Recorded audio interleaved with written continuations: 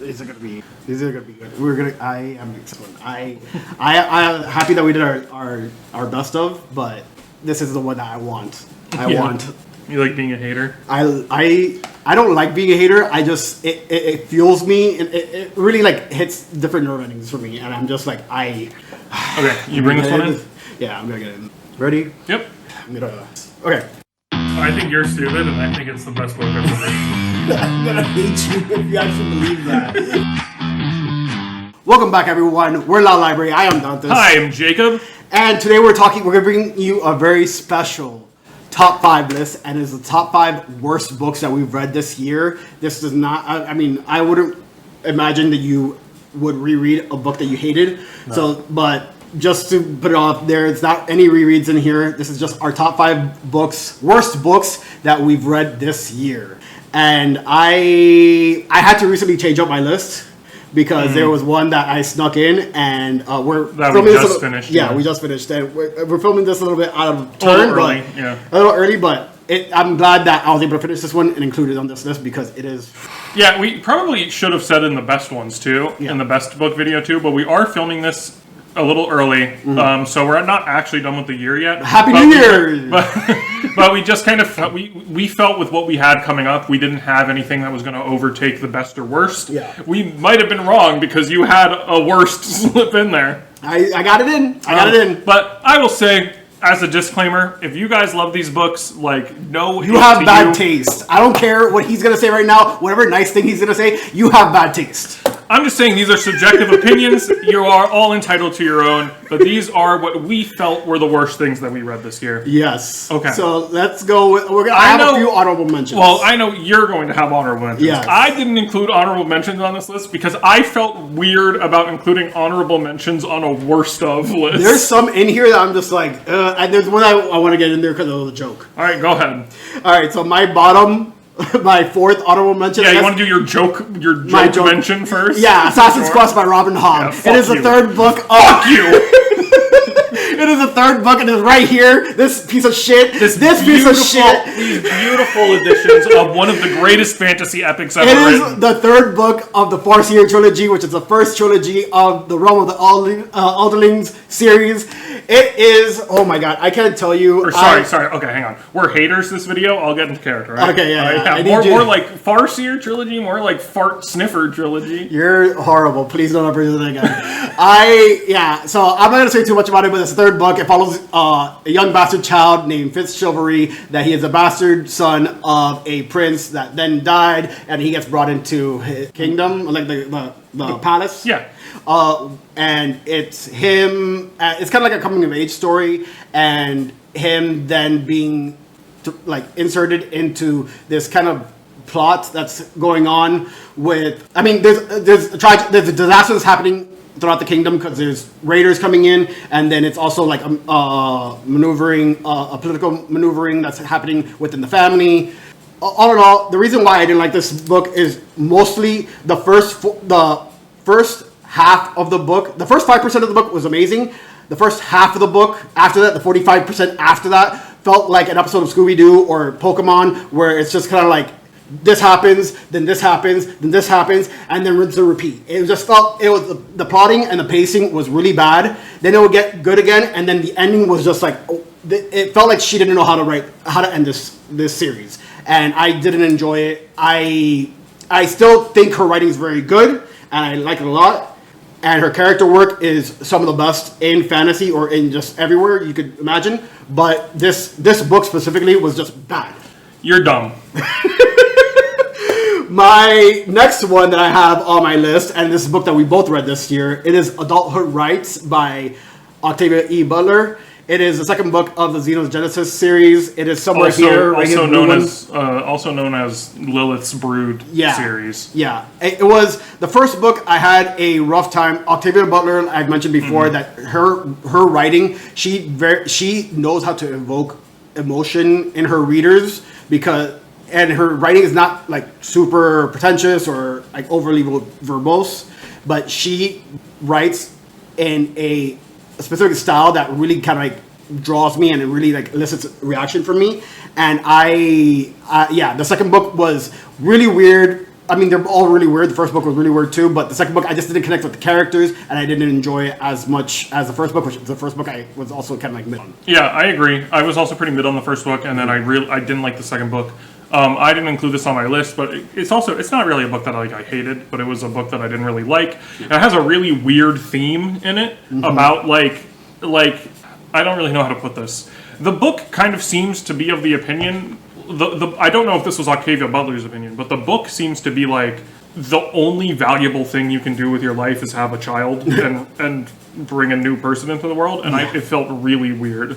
Yeah. I mean, I get it too because it's like a post-apocalyptic or Armageddon scenario. And like, so yes, they need to rebuild the human race basically. Yeah. But it's also like some of the characters in the book are like, I don't know what I'll do if I don't have a kid, and I'm like, what do you mean? Yeah. I didn't enjoy the book. It was really weird. My next one that I have here is Pandora's Jar. This is a nonfiction book, or semi-nonfiction, because it talks about different women in Greek mythology. Okay. And it's by Natalie Haynes. I didn't enjoy this book. I thought what she was trying to do with the book was very heavy-handed. She wasn't funny. She wasn't, or witty. She wasn't, funny doesn't have to do with it. She wasn't witty with her snark or her remarks about how women in Greek mythology, were portrayed or seen as.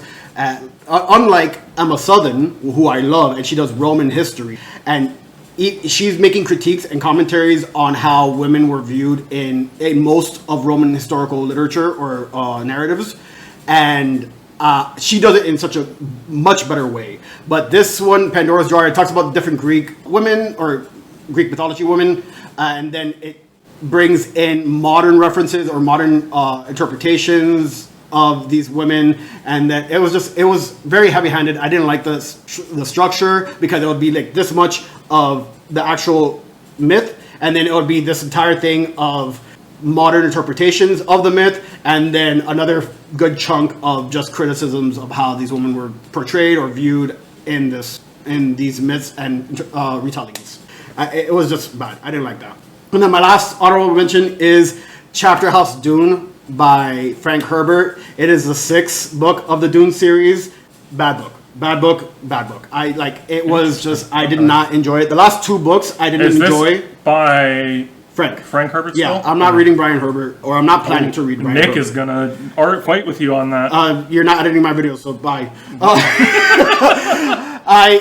Frank, this is the last book. The last 2 books of the Dune series I didn't enjoy. The last one was okay, but this last one was just really, I didn't connect with anyone. I didn't connect with the characters. It was just bad. And then a lot of people get super excited about how the book ends, and there's this like metaphysical commentary that's going on. It didn't work for me. I didn't like it. I wouldn't suggest anyone read the last 2 books if you want to read, I would say read up to like at least God Emperor, which is book 4.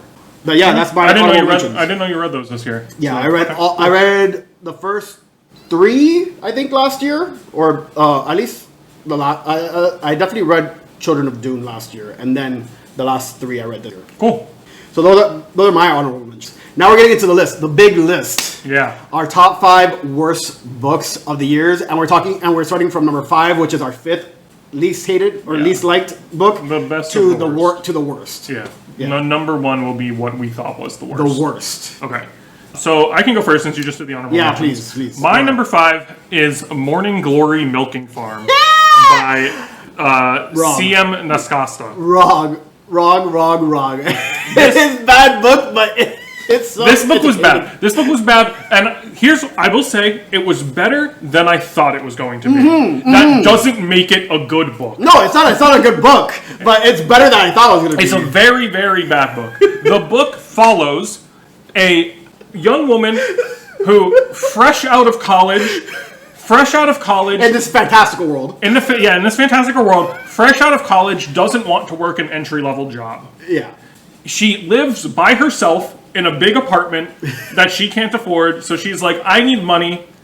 I need a better job than what I have now. I'm not going to work entry level, even though I just got out of college. Fuck no, I'm not working entry level. So she starts working at a milking clinic. And it's exactly how it sounds. For minotaurs, and you can draw the connection there. Book is so good. It is a bad book. I didn't have it there on my It is list, a very bad book. but The version it's because I enjoyed it. the version I read, which was the Kindle, the official Kindle version that you can get, was riddled with typos and errors. I heard the audio book sometimes doesn't line up with what the physical book is saying. Yeah. I heard that too. And it's not a very good story. I appreciate that some of people out there can get something out of it. No, I'm not even talking about you. Okay. I'm talking about people I've seen online who are like. I'm talking about people I've seen online who are like, this is a masterpiece of anti-capitalist literature, and I'm like, it's not that. They're wrong. This is like terrible smut, but it actually has some like. It has some story and some like themes behind it. So. I disagree. That's your number 5. That's my number 5. Wow, we're starting off strong here. God, that was great. All right. Well, my number 5, and I know people are going to hate me about this because it's actually a very beloved series, and it is Crooked Kingdom by Lee Bardugo. Why is that on? You're number 2. No, well, yeah, my number 4. Oh, yeah, sorry. Yeah, number 4. No, this is number 5. This is number 5. We're in a hot mess right now. This is great. My number 5 book, least worst book, is Crooked Kingdom by Lee Bardugo. I know it's a very beloved series. I know people are going to hate me for it, but... This is a series? What is this? This is a duology. So this is the second book of the Six of Crows series. Okay. And I think it's part of the larger Grishaverse, which I think is Shadow and Bone is the other trilogy that I heard is lesser than Six of Crows. The Grishaverse? Yeah, because... I think the characters or the magic is like Grisha. I forget. I don't know. I only read these 2 books of the series. Oh. But I mean, the reason why I didn't like this book is because this meeting could have literally been an email. That's how I felt about it. The first book ends with a semi-twist, and then the second book is longer than the first book. Less happens to it. It delves into these characters that were already introduced in the first book, and we already have a grasp of who they are and their backstory and stuff, and it just delves into their backstory and how they got here. And I'm like, why wasn't this at least sprinkled out into the first book to elongate it? Because there's a better like point where you could have finished in the first book if you included those backstories in the first book to make it make more sense. But this book did not have to be as long as it was. It was just the pacing was bad. By the time all these backstories, I didn't care about because I already had formulated my opinions on these characters. And it was just too long for what it had to be, and it could have been a novella, stapled at the end of the first book, and it was just I didn't enjoy it. Okay. I rated this one a 2.25. My other ratings for all these books is like Ass Quest was 2.5, Adulthood Rights was 2.25, Pandora's Jar was 1.75. I felt weird about having it as my least favorite because it's a nonfiction. And then Chapter House Dune was 2.25, and Crooked Kingdom I rated a 2. Everything on my list is a 1. Okay, good for you. Which is the lowest I will go. Okay, good. Yeah, I just didn't. Yeah, I didn't enjoy this book. I think it could have been a lot shorter or integrated with the first book, and it was just pointless to me. Okay. Your number 4. Yeah, my number 4 is The Flowers in the Attic by V.C. Andrews, and I will hold off on talking about this because we'll be talking about it later. I you know that gif that's just like he's just like looking off that trauma man, and he's just like the Elmo one where he's just like that's how I feel like right now, or like the soldier with the helmet on and all this like bombardments going on. That's how I feel right now. Yeah, my number 4 is Flower in the Attic by V.C. Tell me why you didn't like it. We will talk about this later. I thought this book was So this book was a little weird for me because I thought the writing was kind of fine, even though I felt like at times it didn't really fit the story. But I felt like it was fine, and kind of like the structure of the book was fine. But I hated the content so much that I think this is a very, very bad book. Yep. The book has kind of weird obsessions. It portrays very problematic and bad things in kind of non-problematic lights. And I really vehemently dislike it. Yes, same. Not like apparently We'll be talking about it more later, so we just move on to what is your number 4? My number 4 is Calabasas by R.F. Kuang. This is a standalone book. This is her most recent release. Calabasas follows the story of these two people, two college students or postgraduate students, Alice Law and Peter Murdoch, as they descend into hell to find the soul of their professor that they need to for their dissertation, whatever it might be. Jacob Grimes, whatever his. Yep. Yeah. Okay. And the book was just bad. Book bad. We have a review coming out for this book, and I did not enjoy it. The setting meant nothing. The magic system meant nothing. The characters were portrayed in one way, and then then new elements would be introduced in flashbacks throughout the book, and that would fundamentally change the characters as that flashback was introduced in present time. And it was bad storytelling. She tried making it in hell to make it interesting, but it didn't. It meant nothing in the end. And then the big sacrifice and plot twist at the end, it was so predictable and incredibly bad. I just didn't like it. I also didn't like the book, but it did not make my list. Oh wow! So. It was. I actually just read better books, but sure, pal. It was a bad time. I didn't enjoy it. Do you want to say anything regarding Calabasas since you read it as well? No, I mean, well, you go watch her video when it's out. Yeah, which it should be coming out in the next week or two from when we post this. But yeah, that's my number 4. Your number 3. My number 3 is going to be controversial because I already had. Are you going to make me upset, or you make? I don't know, maybe. Upset? I already said everything on here is a 1, and my next book is Of Blood and Fire by Ryan Cahill. Oh, great! Right now, BookTube Boys is currently. I know, and I tried to talk them out of it. Yeah, it is. This book is bland. It's a bland nothing burger of a book with nothing interesting to say or do. Yeah. So a lot of people criticize this book for being too similar to Aragon. Yes. A lot of people criticize this book for being too similar to Wheel of Time. Yes. A lot of people criticize this book for being too similar to Malice by John Gwynne. Oh. Yeah. Okay. Yeah. I haven't read any of these books, and I think this book is too generic. Yeah. Yeah. You haven't read Aragon? No. Oh man. Okay, but yeah, this book is very much. I haven't read Wheel of Time. Aragon for sure. I heard Wheel of Time, and I'm gonna believe people that say this. And Malice, I could see it too. I don't think it's a terrible book. I thought it was just fine. Very flat of a book. And it really did nothing new or exciting. It felt more like fanfic. It felt more like just like a love letter to dragon riders. That's crazy that you'd say that because nobody rides a dragon in the first book. I mean, yes. But I don't think they rode a dragon in the first book of Aragon. I haven't read it. They did in the movie. It's terrible. But okay, perfect. That book. I thought it doesn't I think I kind of agree with you where the writing itself isn't.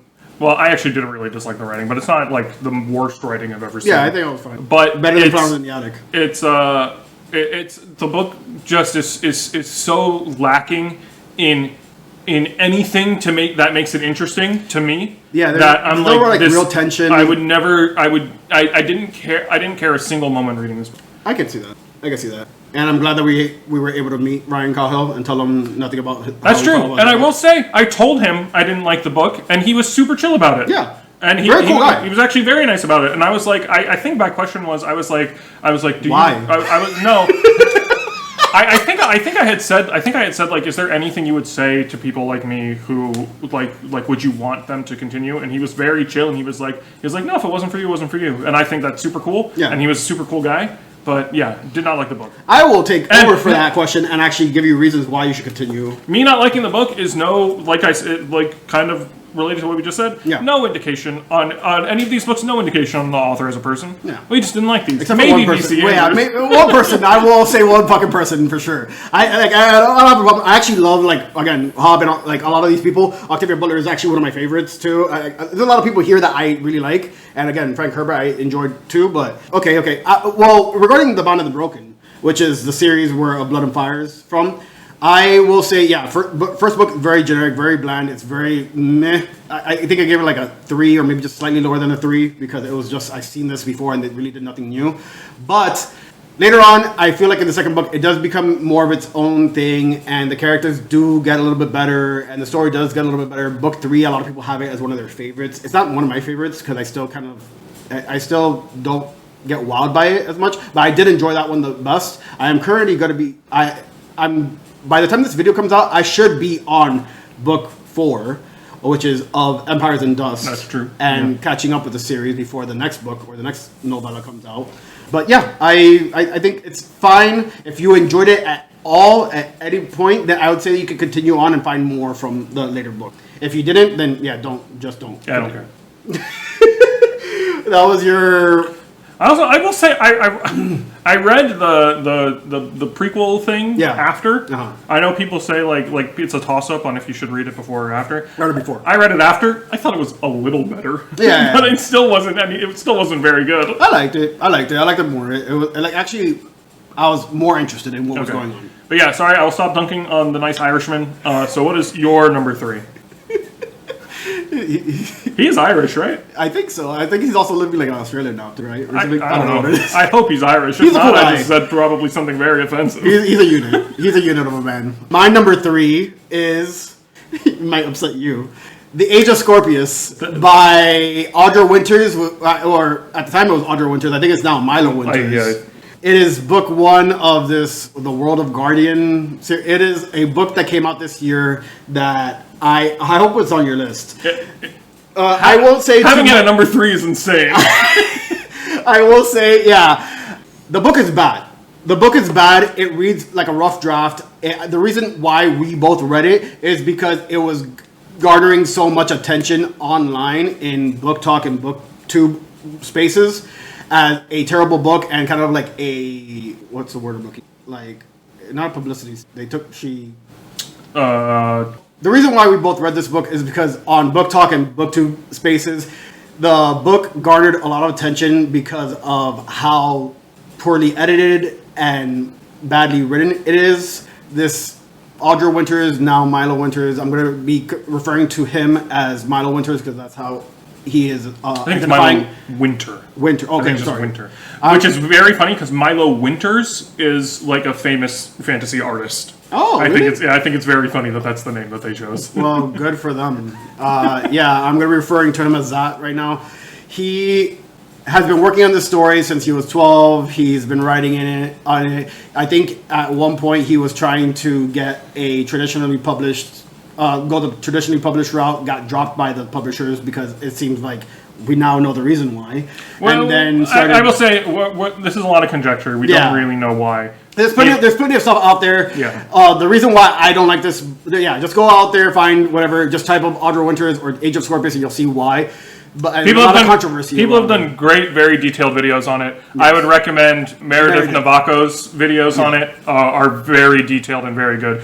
And we can talk about it more later. Yeah, so I didn't enjoy this book. It was very badly written, very badly edited. There was a lot of continuity issues that I had. The characters were very one-dimensional and flat. I think also because he tried to hide his bad storytelling and bad character work behind neurodivergency, it also left a worse taste in my mouth. It was just a bad book, bad story, bad everything, bad world, bad book. Book bad. That's my number 3. Your number 2. My number 2. I think we have the same number 2. Ooh. If we want to talk about it together. Yes. It is Stone of Tears by Terry Goodkind. Bad book. Very bad This book left me almost it did physical harm to me. I almost got ingresado. I almost got sent to a hospital because of this book. I had to stop this book and then come back to it later. Yeah, so after reading the first book, The Sword of Truth, I didn't really think it could get worse, but oh boy was I wrong. So this is Stone of Tears by Terry Goodkind. We already said that, right? Yes, this is the second book in The Sword of Truth. Sword of Truth, yeah. The first book being Wizard's First Rule. Is it the second or third? It's the second. It's the second. We're going to be reading the third book.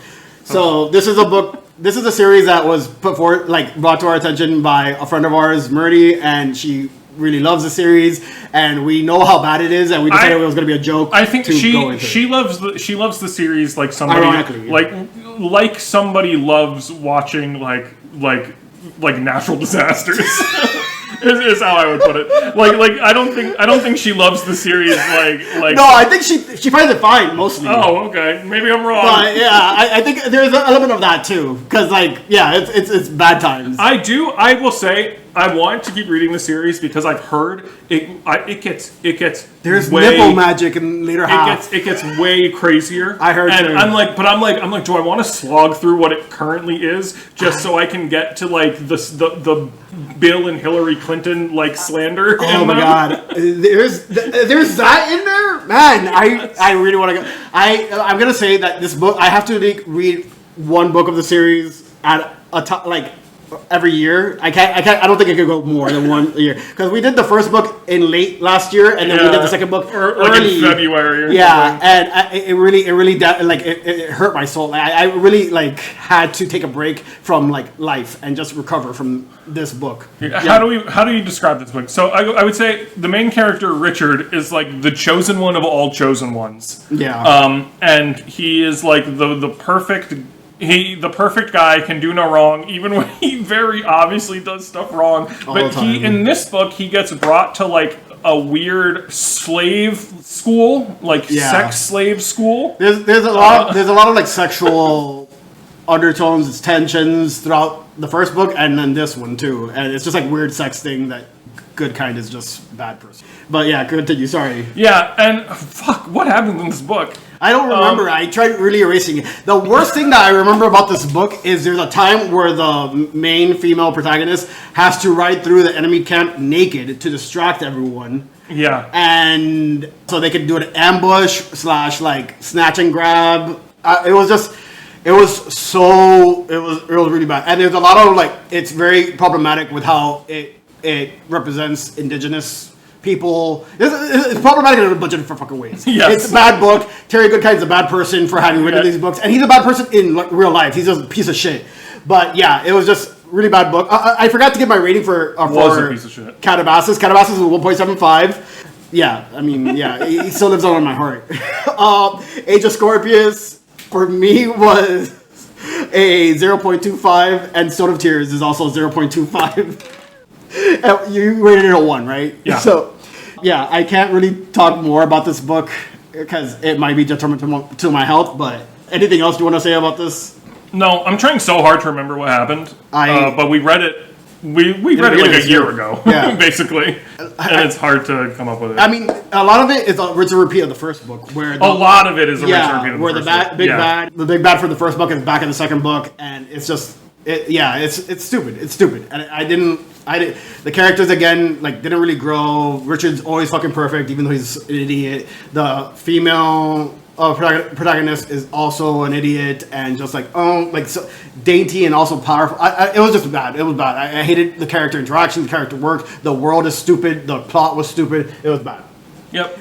Other than that, please start reading Wizard's First Rule and Sword of Truth because I need other people to experience this fucking travesty book. Okay, so we kind of did our number 2 together. Yes. My number 1 is The Age of Scorpius by number 1 Milo Winter. I don't know who to say it's by because I think Goodreads still says Audra Winter. Mm-hmm. Well, Milo Winter just happened recently. Okay, well yeah, I will say Milo Winter because that is what he's going by now. Yes. Yeah, this book, everything you said about this book, I feel about it probably like times 100.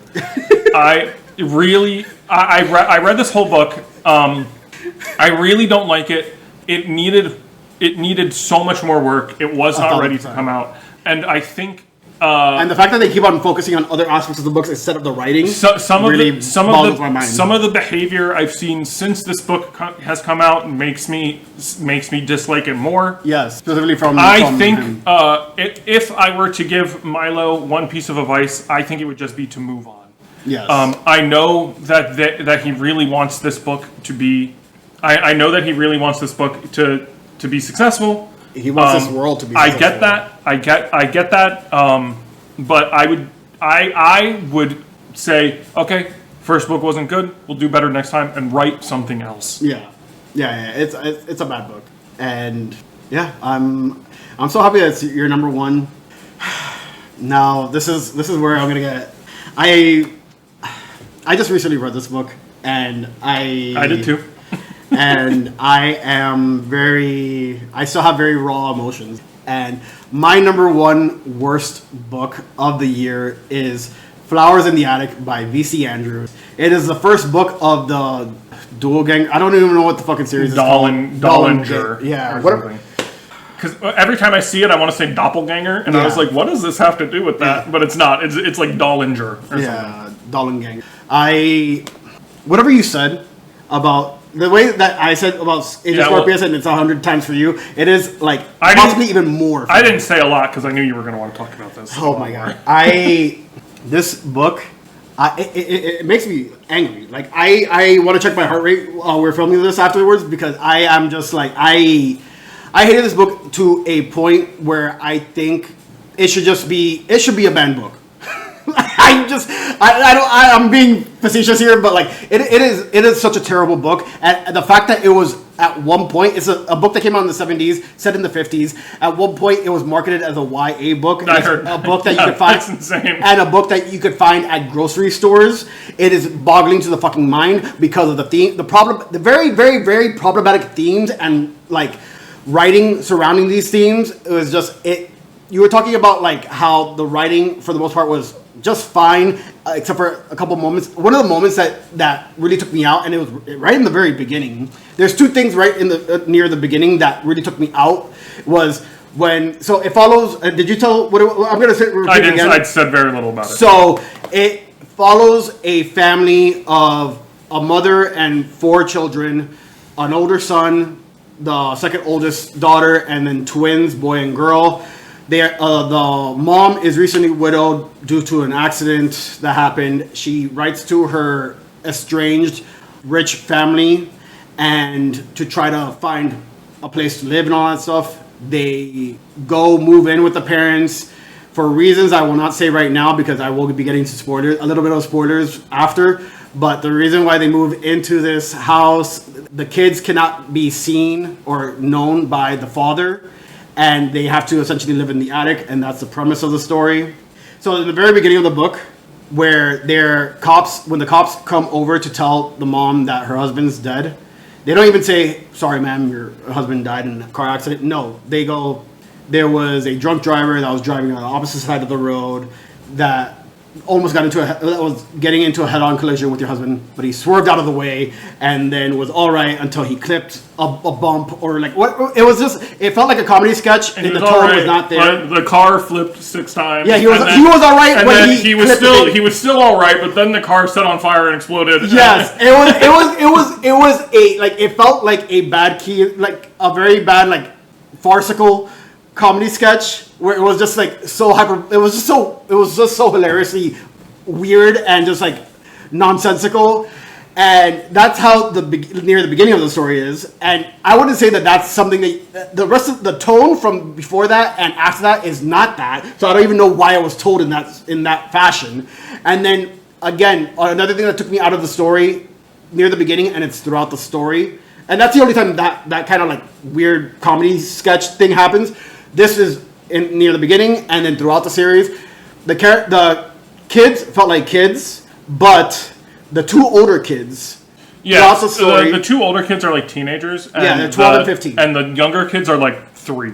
No, I think they're like 5-ish, or maybe 3 and all that stuff. But the 2 older kids are 12 and 15, and the way they speak to each other, these kids are coming from a middle class family where the father worked a lot, and even though the mother came from a rich family, she's estranged and not privy to that wealth. So they were raised as a middle class family, and I wouldn't say that they're highly educated, except for the son. Like, he seems like he reads a lot and tries to like pass off like he's more intelligent than he actually is. But the way the 2 oldest kids speak to each other, it did not sound like to me that these kids were the ages that they were, or that they were brought up in the type of family setting that they were portrayed as. So they either came off as much older, or not much older, but like older children, or they grew up more affluent and more like they had a different like education than what we're presented with these kids. So that was my beginning. That was the main issue that I had with the book in the beginning, and then throughout the series, throughout the book. This is going to be triggering, so it's like skip off. Whatever. And this will be spoilers. Yeah, I will. the reason why the mom is estranged from the family is because the father is actually her half uncle, and the kids are spawns of this incestuous relationship with her half uncle. And obviously, the parents don't like that, and obviously, like excommunicated her from the will and all that stuff, and the family, and that's problem one. Then problem two is how the fucking grandmother physically harms and physically, emotionally, and mentally harms these children because she views them as just devil spawn, as whelps of this incestuous, which they are, whelps of this fucking incestuous relationship with her, I guess her half brother-in-law. And another thing is the mom's gaslighting, manipulative nature in this book was I hated it right from the start. And the grandmother also like hides this, like uses religion as this like veneer to justify her actions towards these kids. The mom's gaslighting, manipulative fucking nature to her kids is fucking disgusting as well. And then here's the fucking creme of the creme. The two big cremes of the creme is the hypersexualization of the children, especially with each other. So incest. With each other and with the mom and the eldest son. And you told me something that was fucking bonkers to me, that it could, like, I didn't even register or wanted to think about that the twins could possibly be the whelps of some sort of sexual relationship with the mom, and that explains why that's just a theory. Yeah. I haven't read the later books. I don't know anything about the later books. In the book, when early in the book, when the mom tells the older kids that she's pregnant, the son has a very weird reaction that made me think that he might be the father of those children. Yeah, I'm not gonna read past this book, but yeah, I got really upset with how the wording that's used to describe the tension and sexualization of these kids is very fucking problematic for me, and especially again with mom and the oldest son.